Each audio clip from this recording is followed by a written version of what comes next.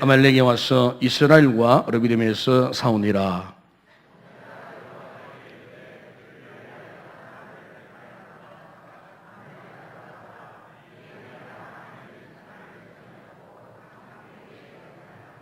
여호수아가 모세의 말대로 행하여 아말렉과 싸우고 모세와 아론과 훌은 산꼭대기에 올라가서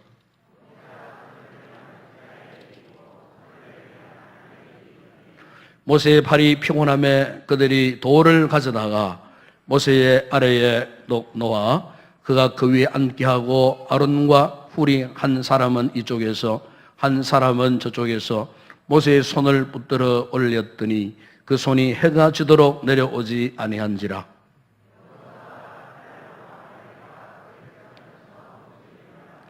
여호와께서 모세에게 이르시되 이것을 책에 기록하여 기념하게 하고 여호수아의 귀에 외워 들리라. 내가 아말렉을 없이하여 천하에서 기억도 못하게 하리라.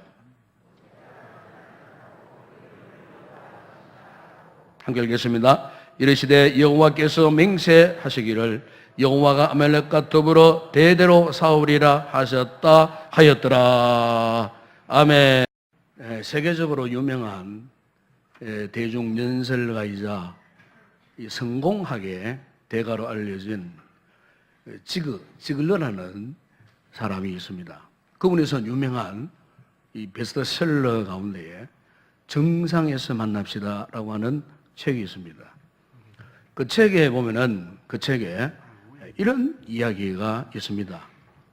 17년 동안 지적 장애인처럼 살았던 한 천재에 대한 이야기였습니다. 이 사람의 이름은 빅터 세리브리아코프라고 하는 사람이었습니다.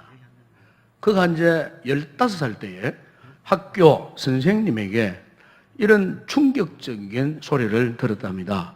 너 같은 지적 장애인은 공부해도 아무런 소용이 없으니까 일찌감치 장사나 하거라. 그런데 이 말을 들은 이 15세 소년이 더욱 충격적인 것은 선생님의 너 같은 지적 장애인은 공부해도 아무런 소용없다는 이 말에 충격을 받고 무려 그때부터 17년 동안이나 정말 자신이 지적 장애인인 줄로 알고 그렇게 살았다는 겁니다. 그런데 그렇게 살는 그가 32살 때에 우연히 IQ 검사를 받았답니다. IQ 검사. 그래, 지능지수 검사를 말하는 거 아닙니까? IQ 검사를 받았는데 아주 경이적인 결과가 나왔어요. IQ가 얼마냐 하면은 161로 그 결과가 나왔다는 겁니다. 흔히 이제 150 이상 되면은 천재라고 말합니다. 그런데 이 사람은 천재를 초월하는 161에 아주 뛰어난 두뇌를 가진, 지능을 가진 그런 사람이었다는 거죠.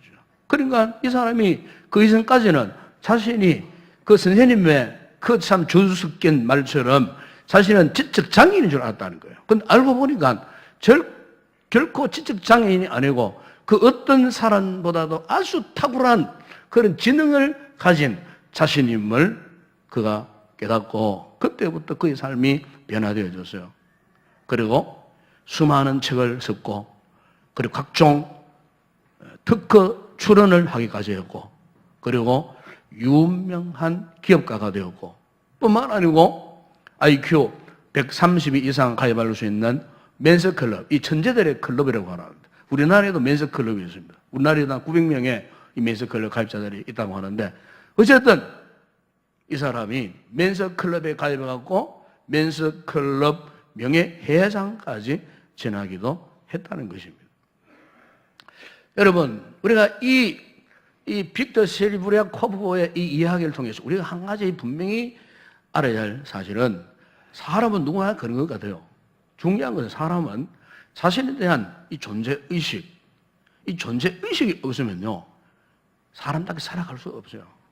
요즘 우리 사회 일각에 보게 되면은 어떻게 사람이 저런 짓을 할 수 있나 할 정도로 무서운 그런 사건, 사고들이 비일비재하게 일어나고 있잖아요. 왜 그럴까요? 한마디로 말하면은 그 사람은 자신에 대한 이 존재의식이 없는 거예요.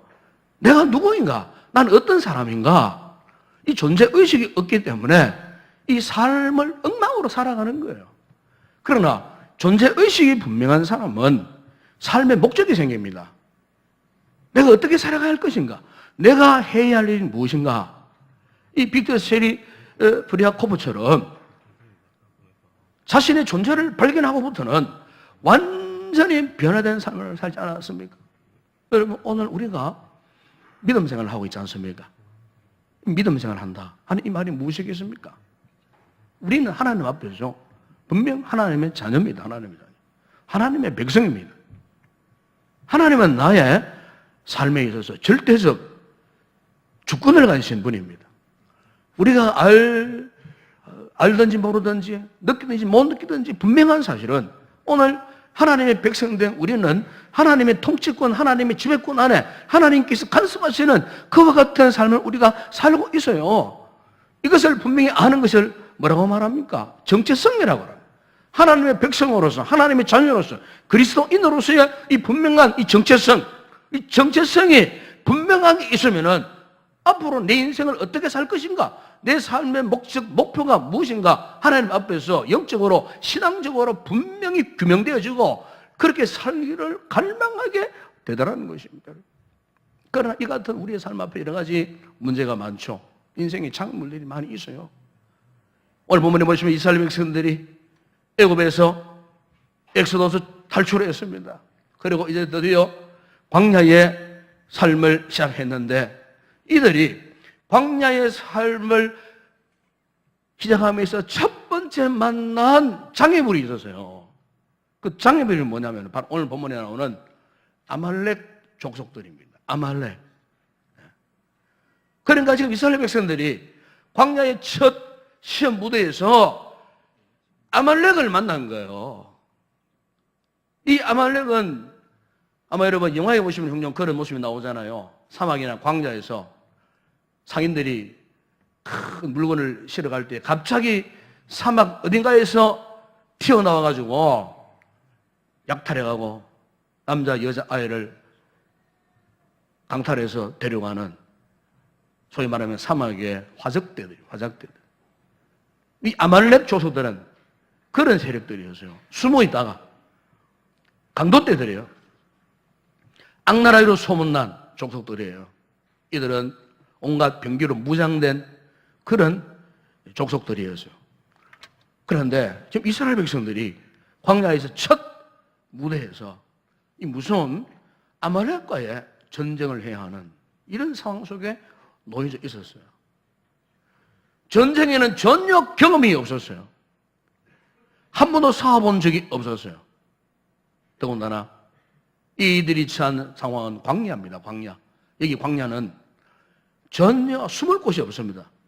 우리나라처럼 뭐 산이 있고 숲이 있고 강이 있고 뭐 큰 바위가 있고 그런 곳이 아니었어요. 그냥 망망대해처럼 그냥 사막으로만 쫙 펼쳐져 있는 어디 가도 다 드러날 수밖에 없는 도저히 피할 곳이라고 없는 이런 상황 속에서 지금 이들이 아말렉을 만난 것입니다. 그런데 오늘 본문에 보시면은 이 같은 아말렉 세력 앞에서 하나님께서 이스라엘 백성들을 어떻게 하셨는가?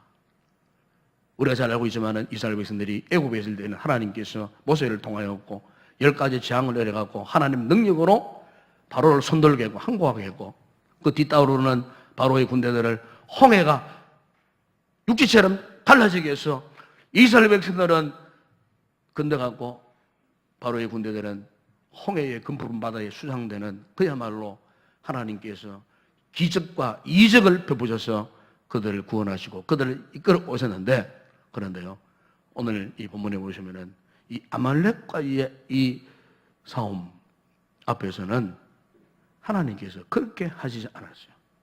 다시 말하면은 어떤 특별한 한 사람을 통해서 기적을 나타내갖고 하늘에서 불이 떨어져가지고 그들을 괴멸시키는 그런 방법을 택한 것이 아니고 우리 하나님께서는 철저하게 정상적인 방법으로 전공법을 썼습니다.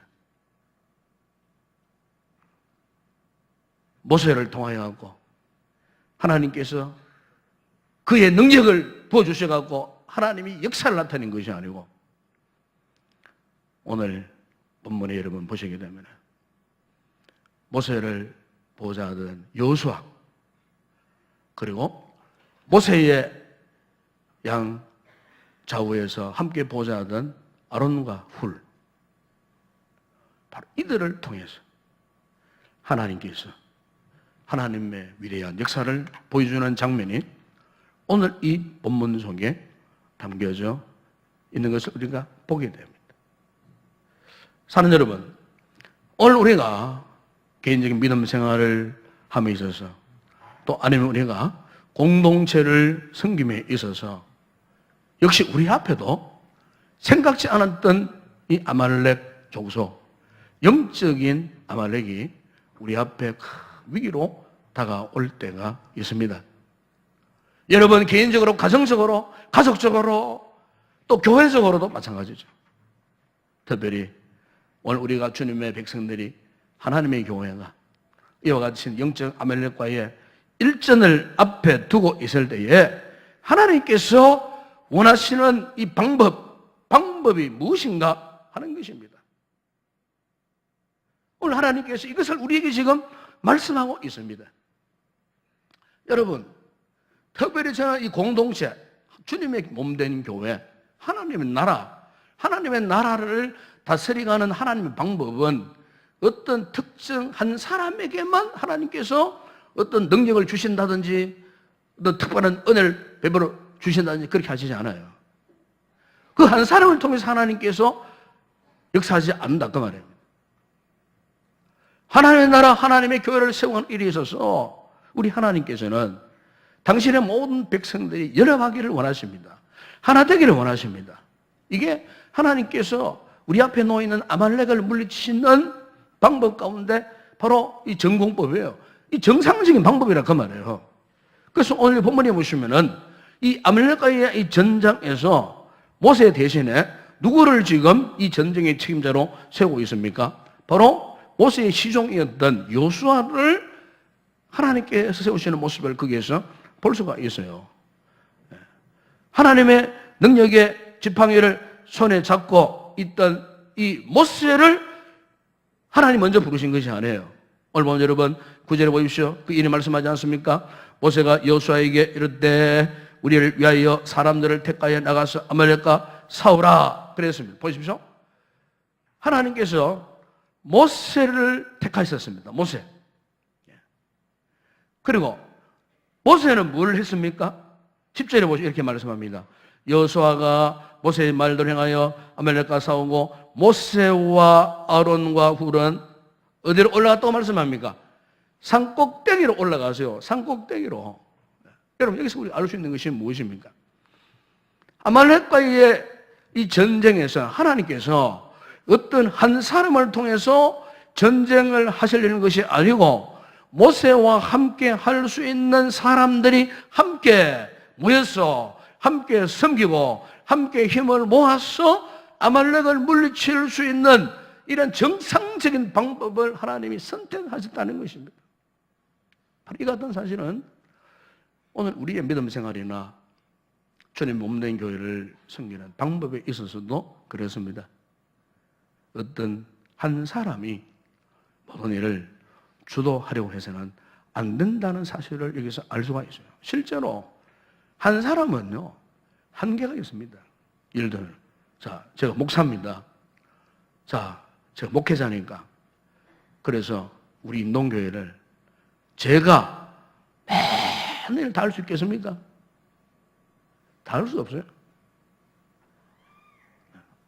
제가 아무리 큰 능력을 받아도, 아무리 큰 은혜를 받다 할지라도 이 하나님의 몸된 교회를 어찌 한 사람이 이 모든 걸 다 할 수가 있겠습니까? 그건 불가능한 거예요. 그래서 하나님께서는 교회 안에 여러 축분자들을 세워주신 거예요.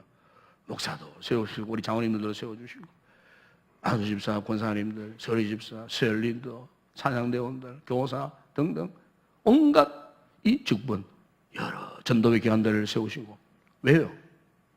이 하나님 몸된 교회는 어느 특정한 사람이 주도적으로 어떻게 역할을 한다고 될 일이 아니라 그 말입니다.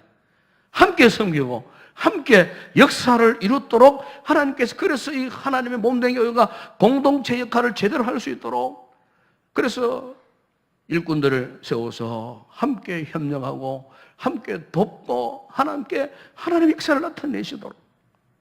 오늘 본문을 보시면 이렇게 모세와 함께하는 일꾼들을 세우시고 그들에게 요청하시는 것이 있죠. 무엇을 요청하고 계십니까? 출애굽기 17장 9절에 보십시오. 모세가 여호수아에게 이르되 우리를 위하여 사람들을 택하여 나가서 뭘 할까? 어떻게 하라고요? 싸우라. 그래서 10절에 보면은 여호수아가 모세의 말대로 행하여 그랬습니다. 그러니까 무슨 말입니까? 순종했다 그 말이죠. 순종. 사실 여기 이 순종은요 절대 순종입니다. 왜 그렇습니까? 이스라엘 백성들은 한 번도 전쟁을 해본 사람들이 아니에요. 한 번도 군사적 훈련을 받아본 그런 사람들이 아니에요. 그들이 어떤 무기가 있는 것도 아니에요. 그런데 하나님의 명령이 떨어졌을 때에 어떠했다고요? 나가서 싸우니라.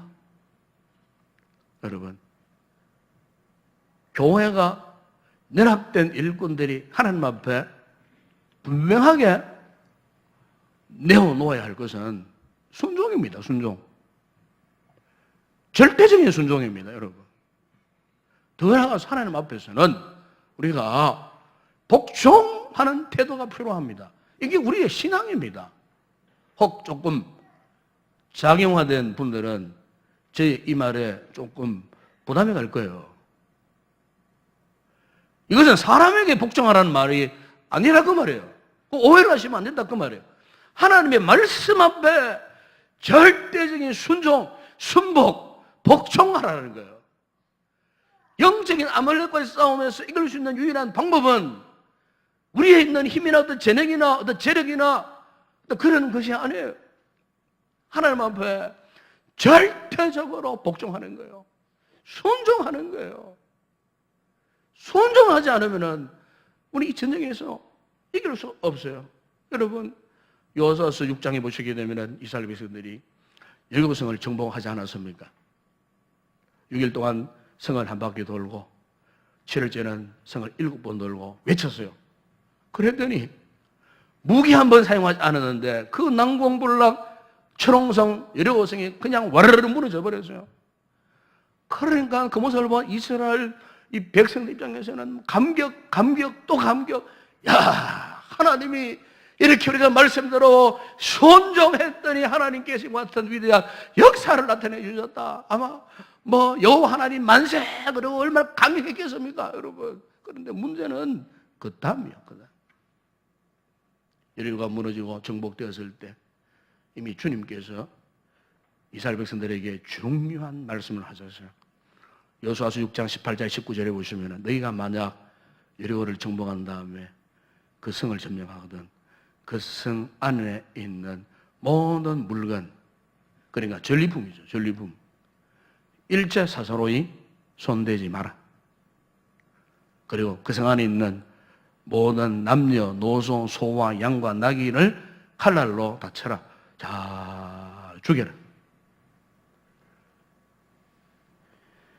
여러분, 하나님께서 왜 이스라엘 백성들에게 너무 지나칠 만큼 이런 요구를 하셨겠습니까? 그 힘든 전쟁을 하고 나면은 분명히 노획물, 전리품이 있어야 그 200만 되는 이스라엘 백성들이 먹고 살 것 아니겠어요? 그런데 그 풍성한 부유한 여리고성을 점령을 했음에도 불구하고 왜 그와 같은 전리품들을 사사로이 취하지 말고 포기하고 오히려 그것들을 하나님의 곳간에 갖다 드리라. 그리고 사람이나 짐승은 다 죽여 없애버리라. 왜 그렇게 말씀하셨을까요? 여기에는 두 가지 의미가 있는 겁니다. 먼저 하나는 너희들이 내 말대로 순종하느냐. 순종을 테스트해 보신 거예요. 여리고성을 무너뜨린 것, 그것보다 더 중요한 것은 순종이라는 것을 지금 하나님께서 말씀하고 싶었던 거예요. 그리고 또 하나, 순종하지 아니할 때 이스라엘 공동체는 여지없이 여리고의 타락한 우상 숭배, 온갖 잡다한 문화 속에 그냥 오염돼 버린다는 거예요. 그래서 사전에 하나님께서 타락한 여리고성의 그 모든 문화를 차단시키기 위해서, 죄악을 차단시키기 위해서 이스라엘 공동체를 하나님께서 거룩한 믿음의 공동체로 보존하기 위해서 하나님께서 철저하게 여리고성에 있는 모든 것들에 대해서 괴멸시켜버리고 절대로 스스로의 그것들을 취하려고 하지 말라고 이렇게 아주 준엄한 명령을 하셨음에도 불구하고, 여러분 여호수아서 7장에 보게 되면 딱 한 사람이 이 하나님의 말씀을 불순종합니다. 바로 그가 누구였습니까? 아간입니다. 아간이라는 사람입니다. 아간은 외투와 금덩어리, 은덩어리에 눈이 멀어가지고 그것을 몰래 빼다가 자기 장막에다가 감춰 놓았어요. 그런데 하나님께서 그걸 모르고 계셨느냐? 알고 계셨어요. 분명히 지적하셨어요. 이 지적받는 이유가 있죠. 여리고성과의 전투는 대승리를 거두었어요. 그런데 인간의 조그마한 성, 아이성 전투에서 충격적인 패배를 경험한 거예요. 그 패배의 원인을 알고 보니까 일전에 여리고성 전투에서 하나님께서 그토록 명령하시고 당부하셨음에도 불구하고 그래서 그에 따른 한 인생이 있어서 한 영혼, 아간의 문제 때문에 아이성 전투에서 이스라엘 백성들이 그토록 비참하게 패전을 하고 말았다는 겁니다, 여러분.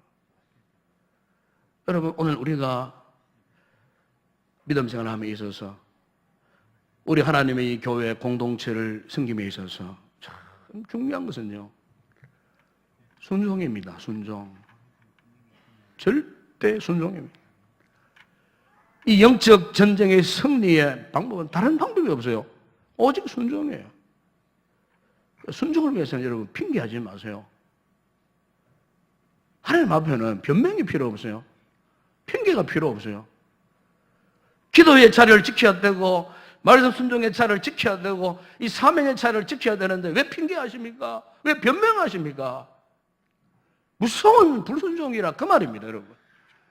변명거리를 만들고 핑계거리를 만들어 보세요. 자꾸 우리 삶 속에서요, 자꾸 변명하도록 변명거리가 자꾸 생깁니다. 핑계거리가 자꾸 생깁니다. 몸이 안 좋으면 더 열심히 기도하셔야지. 여기 나와서 정말로 뭐 큰 중병에 걸려가지고 죽느냐 사느냐 생사 기로에 걸렸어야 그때야 정신을 차리시겠습니까, 여러분? 턱 주님 앞에 나와서 무릎을 꿇고 기도하셔야 되죠. 왜 자꾸 사명의 자를 이탈하느냐 그 말이에요.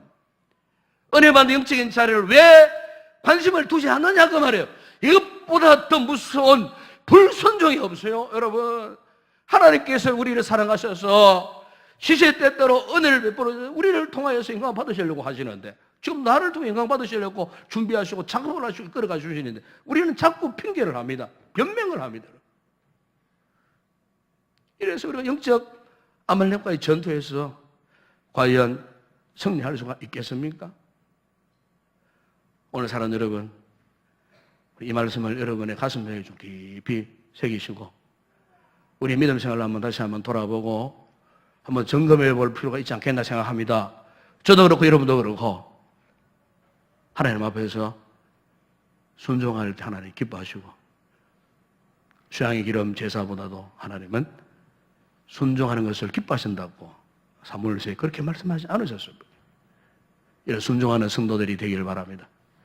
순종하는 우리 교회 모든 일꾼들이 되기를 바랍니다. 그리고 오늘 본문에 보시면 또 하나님께서는 이 아말렉과의 전쟁에서 중요한 역할을 감당했던 일꾼들을 지금 말씀하고 있습니다. 바로 그들은 누굽니까? 모세와 함께 산꼭대기로 올라갔던 사람들, 바로 아론과 훌이었습니다. 산 밑에는 여호수아가 이스라엘 사람들을 이끌고 아말렉과 전쟁하고 있을 때에 산 꼭대기 위에서 모세가 하나님 앞에 기도합니다. 모세의 좌우에 아론과 훌이 함께 손을 붙잡고 기도했습니다. 그런데 모세가 인간인지라 기도하다가 힘이 빠졌어요. 너무나 힘들었어요. 모세의 손이 내려오니까 아말렉이 이겼어요. 다시 양쪽에서 아말렉 군대 전쟁을 하고 있는 그들을 위해서 아론과 훌이 모세의 팔을 이렇게 부추겨줍니다. 올려줍니다. 모세의 손이 올라가니까 또 이제는 이스라엘 백성들이 아말렉을 이겼어요. 아론과 훌이 이 사실을 발견했어요. 아, 그러구나. 우리가 힘써서 기도하니까 우리 백성들이 이기는구나. 그래서 그들이 취한 방법이 무엇입니까? 큰 돌을 안고 왔어요. 그리고 돌을 모세 앞에다가 놓고 모세를 그 돌 위에 앉히고 자신들은 서서 양쪽에서 모세의 팔을 부추기면서 손을 올렸어요. 오늘 성경에 보면 그 손이 해가 지도록 내려오지 아니한지라. 하루 종일 전쟁의 마지막 결과를 보기까지 그들이 모세와 함께 기도로 생사코락을 같이 했다는 것입니다. 그 결과 13절에 보시면 이렇게 말씀합니다. 여호수아가 칼날로 아말렉과 그 백성을 쳐서 무찌르니. 여러분, 오늘 우리의 삶에 있어서 참 중요한 것은요, 내가 누구와 함께 기도한다는 겁니다. 여러분, 교회의 일꾼 가운데 가장 중요한 일꾼은 함께 기도할 줄 아는 일꾼입니다. 이 본문을 보시면 이 본문의 초점을 보십시오. 이 초점이 어디에 맞춰져 있나요? 저는 본문을 그렇게 봤어요. 이 본문의 포커스가 지금 전투 현장에 직접 나와서 피를 흘리며 싸우는 여호수아에게 맞춰지지 않았어요. 그 포커스가 산꼭대기에 모세를 도왔던, 모세에도 사실 초점이 조금 벗어나 있어요. 본문 내용이 그렇습니다. 아론과 훌에게 하나님의 초점이 딱 그렇게 맞춰져 있어요. 무슨 이야기입니까? 모세를 도와서 함께 기도했던 아론과 훌, 아말렉과의 전투에서 승리의 비결은 이 두 사람 때문이었어요. 함께 협력하여 함께 기도했던 이 두 사람. 사랑하는 여러분, 오늘 우리 성도들이 주님 없는 교회를 생각할 때에 참 귀중한 일꾼들은요, 함께 할 수 있는 사람들입니다. 함께 할 수 있는 사람. 이 목사가 부족하지만은 함께 할 수 있는 우리 장로님이 계신다는 게 참 복이 아닙니까, 여러분? 우리의 새 리더나 각 전도 회장님들이 우리는 개인적으로 참 부족하잖아요. 이 부족한 부분을 채워주기 위해서 누군가 옆에 있다는 거, 그게 은혜고 복인 줄로 믿습니다. 하나님의 나라는, 하나님의 교회는 어느 특정한 사람으로 그렇게 세우시는 거 아니라 그 말이에요. 모세 양자위에 아론과 훌이 있었듯이, 현장에서 땀 흘려 수고하는 여호수아가 있었듯이, 이렇게 이 하나님의 몸된 그 일꾼들이 함께 할 때에 이 같은 놀라운 역사가 일어나는 줄로 믿습니다. 우리가 신약의 고린도서 16장 17절 이하에 보게 되면 사도 바울이 한평생을 사역하면서 그가 평생 잊지 못할 주님의 일꾼들을 소개하면서 그 이런 말씀을 합니다. 내가 스데바나와 버다나도와 아고이고가 온 것을 기뻐하노니 그들이 너희의 부족한 것을 채웠음이라. 그들이 나와 너희 마음을 시원하게 하였으니 그러므로 너희는 이런 사람들을 알아주라. 디모데후서 1장 16절 18절에 보시면은 또 일꾼들을 소개합니다. 원하건대 주께서 오네시보로의 집에 긍휼을 베푸시옵소서. 그가 나를 자주 격려해주고 내가 사스라임인 것을 부끄러워하지 아니하고 로마에 있을 때의 나를 부지런히 찾아와 만났음이라.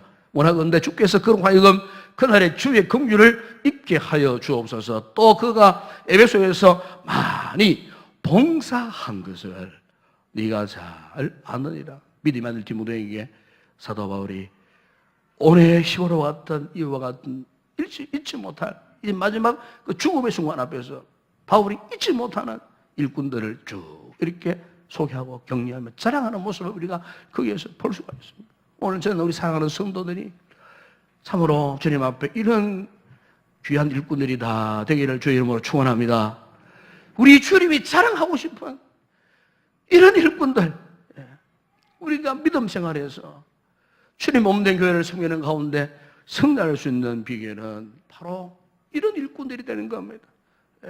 혹시 나 하나 때문에 내 생명 하나 연명하기 위해서, 나를 위해서만, 우리 가정을 위해서만 잘되고 복받고 그런 이기적인 신앙을 가진 그런 사람이 아니고, 우리 모든 성도들이 주님 몸된 교회를 위해서 그야말로 함께 할 수 있는, 함께 협력할 수 있는 헌신이 필요할 때 함께 협력하고 함께 섬기고 헌신할 수 있는 이런 사람, 이런 일꾼. 여러분, 오늘 주님은 이런 일꾼들을 찾으시고 계시는 줄로 믿습니다. 제가 어떤 사람이요, 어떤 그 오케스트라 지휘자예요. 이 지휘자가 이제 어떤 사람 찾아서 이렇게 물었답니다. 지휘자에게, 당신이 지휘할 때 모든 연주자 중에서 제일 중요하게 여기는 사람이 누구냐? 그렇게 물었어요. 그랬더니 그가 망설이지 않고 이렇게 대답을 하더랍니다. 제2 바이올린 연주자입니다. 되게 이제 이렇습니다. 오케스트라 쭉 있으면 주의자가 서가 있잖아요. 그럼 주의자 바로 옆에, 그 앞에 제1 바이올린, 왼쪽으로 가면 제1 바이올린, 그 다음에 첼로, 비올라, 저 구석에 제2 바이올린 연주자가 있어요. 그러니까 객관적으로 볼 때 사실 주의자 입장에서는요, 제1 바이올린 연주 굉장히 중요한 겁니다. 이 바이올린 음이 강하기 때문에 감각을 줄 수 있는 사람은 앞에서 바이올린을 연주하는 사람이에요. 그러니까 분명히 제1 바이올린 연주자가 제일 중요한 거예요. 그런데 그분이 대답하기를 제2 바이올린 연주자입니다. 무슨 말이냐면은 오케스트라 가운데서도 어느 한 사람이 두각을 나타내서는 안 된다 그 말이죠. 비록 지휘자가 좀 먼 거리에 구석 후미진 곳에서 있다 할지라도 저 제2 바이올린 연주자 무시하면 안 된다는 거예요. 왜? 함께 하모니를 이루기 위해서는 저 사람도 필요하고 이 사람도 필요하고 북을 치는 저 사람도 필요하고. 여러분, 주님의 몸된 교회가 건강하게 성장하고 하나님의 주신 은혜와 사명을 감당하기 위해서는 우리 전 성도들이 정말 하나님 앞에 다 소중한 존재들인 것입니다. 여러분들 한 분 한 분이 하나님 앞에서 귀하게 쓰임받아야 할 일꾼들이라 그 말이에요. 오늘 우리 교회 처음 오셔서 새가족이라 할지라도 새가족이 여기서도 훈련받아가지고 세우시면 일꾼들이 되잖아요. 작년 한 해에 우리 교회 한 75명 정도 새가족이 사실 등록을 하셨어요. 스스로 오신 분들도 계시지만은 행복 모임에서 전도해서 오신 분들이 더 많아요. 제가 이제 다음 주일날 시상을 앞두고 쭉 체크를 해봤어요.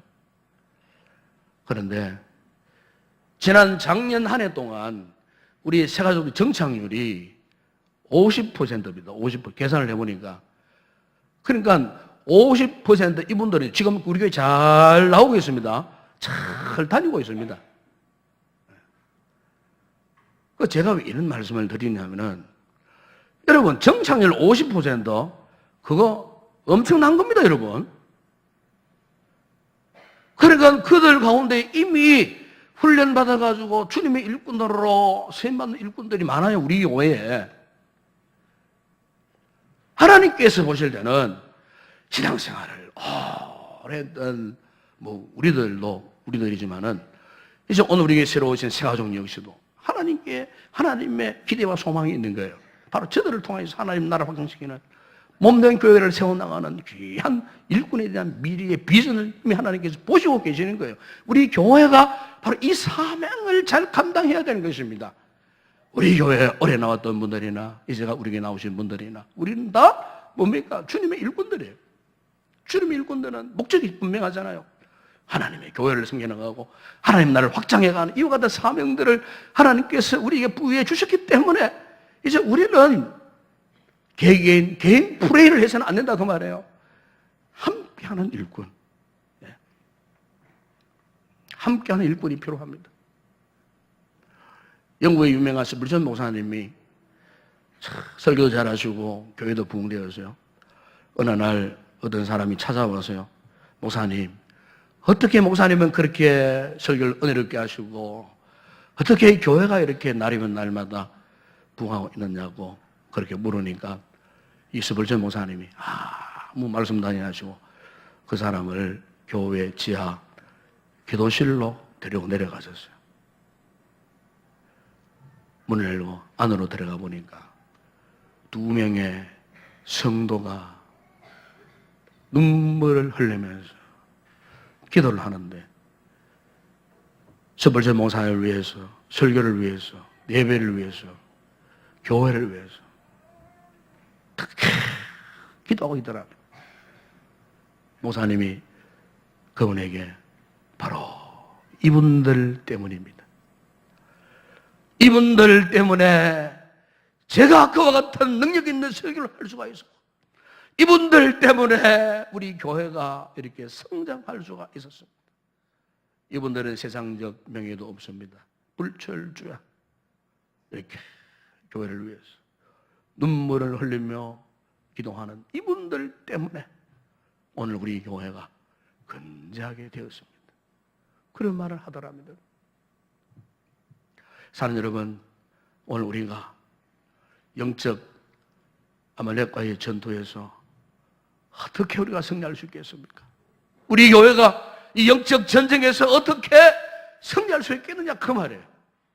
그러기 위해서는 우리 교회 여호수아와 같이 절대 순종하는 일꾼도 필요하고요. 모세를 도와 기도했던 아론과 훌과 같은 함께 기도할 수 있는 일꾼도 필요하고요. 등등 주님의 일이라면은 함께 모이고 함께 일하고 함께 역사하는 이런 순종하고 기도하는 일꾼들이 반드시 필요한 줄로 믿습니다. 바로 여러분들이 그런 일꾼들이 되지 않겠습니까? 주님의 그와 같은 일꾼.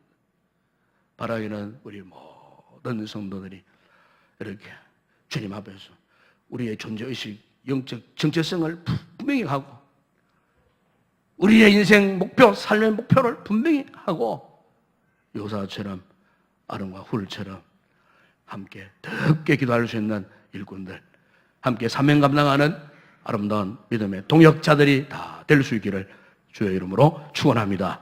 기도하겠습니다. 우리 아버지 하나님, 우리 역시 이스라엘 백성들처럼 지금 영적 아말렉과의 일전을 우리가 앞두고 있습니다.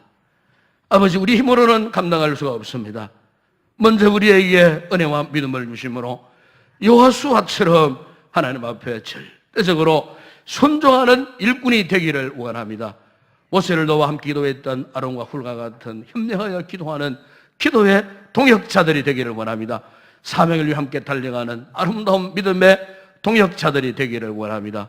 부정한 종과 우리 교회 장로님과 정들과 모든 권사님들, 집사님들, 우리의 세리들, 교회 모든 수고한 일꾼들, 새가족 성도들에 이르도록 하나님의 일꾼으로 하나 되고 연합하여 하나님의 거룩한 역사를 나타낼 수 있는 우리 교회와 우리 온 성도들 다 되게 하여 주시옵소서.